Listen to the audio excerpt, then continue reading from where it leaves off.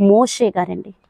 ఈ లోకంలో ఉన్న సుఖభోగముల కంటే క్రీస్తు విషయమైన నింద గొప్ప భాగ్యమని ఎంచుకున్నాడు ఆయన. అలాగే ఈ లోక గౌరవం కంటే దేవుని చిత్తం నెరవేర్చుటే నాకు చాలా శ్రేష్టమైందని, ఫరో యొక్క కుమార్తెగా ఉండుట కంటే ఇదిగో నా దేవుని సన్నిధిలో కష్టాలు పడైనా దేవుని బిడ్డగా జీవించడం నాకు మేలు అని ధనము కంటే ఎక్కువ దేవుణ్ణి ప్రేమించారు.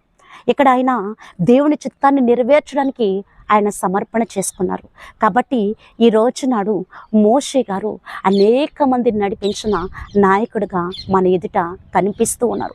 చాలామంది అండి సుఖభోగాలు ఎందు వాంఛ కలిగి లేములోకి వెళ్ళిపోతున్న వారు చాలామంది ఉన్నారు. సుఖము కోసం పరిగెడుతూ భక్తిని పాడు చేసుకుంటున్న వారు చాలామంది ఉన్నారు. ఇక్కడ మోషే గారైతే సుఖభోగములు ఎందు వాంఛ కలిగి జీవించలేదు. దేవుని సన్నిధిలో దేవుని చిత్తం నెరవేర్చడం కోసం ఆయన మిద్యాను దేశానికి పరిగెత్తారు. ఒక మంచి నాయకుడిగా, ఇదిగో సాత్వికుడిగా, నమ్మకస్తుడిగా మోషే గారు మన ఎదుట కనిపిస్తూ ఉన్నారు. ఇంకా దానియేలు గారు, షద్రకు మేషకు అబేద్నెగోలండి, రాజు తినే భోజనాన్ని, రాజు తాగే పానీయమైన ద్రాక్ష రసాన్ని తిరస్కరించారు. ఎందుకో తెలుసా? ఇదిగో ఈ రాజు తినే భోజనంతోనూ ఈ ద్రాక్ష రసంతోనూ మేము కూడా మా కడుపు నింపుకుంటే మా దేవుని దృష్టికి మేము అపవిత్రులుగా కనిపిస్తాము. అలా ఉండకూడదు. మా దేవుని దృష్టిలో మేము పరిశుద్ధతను కోల్పోయే వారిగా ఉండకూడదు. మేము ఏ దేశం వెళ్ళినా, ఏ రాష్ట్రం వెళ్ళినా, ఏ గ్రామం వెళ్ళినా, ఏ పట్టణం వెళ్ళినా మేము తినే భోజనమే కానీ, మేము ఉండే ప్రవర్తనే కానీ, మేము చేసే ప్రతి విధానంలో మా దేవునికి మహిమ రావాలి. మా దేవునికి మా ద్వారా అపకీర్తి ఎన్నటికీ కలగకూడదు అని తినే ఆహారాన్ని బట్టి కూడా వాళ్ళు సమర్పణ చేసుకున్నారండి.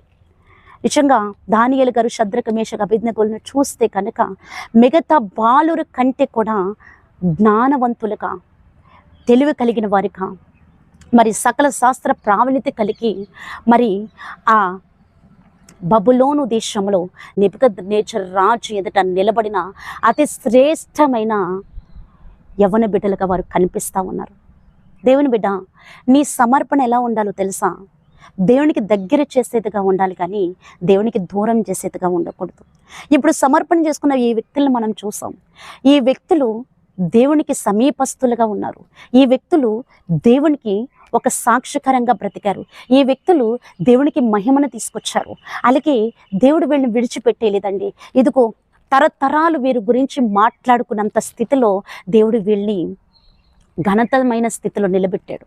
నిజంగా మనము తీసుకునే సమర్పణ దేవునికి సమీపస్తులుగా చేయాలి. మనం తీసుకునే సమర్పణ దేవునికి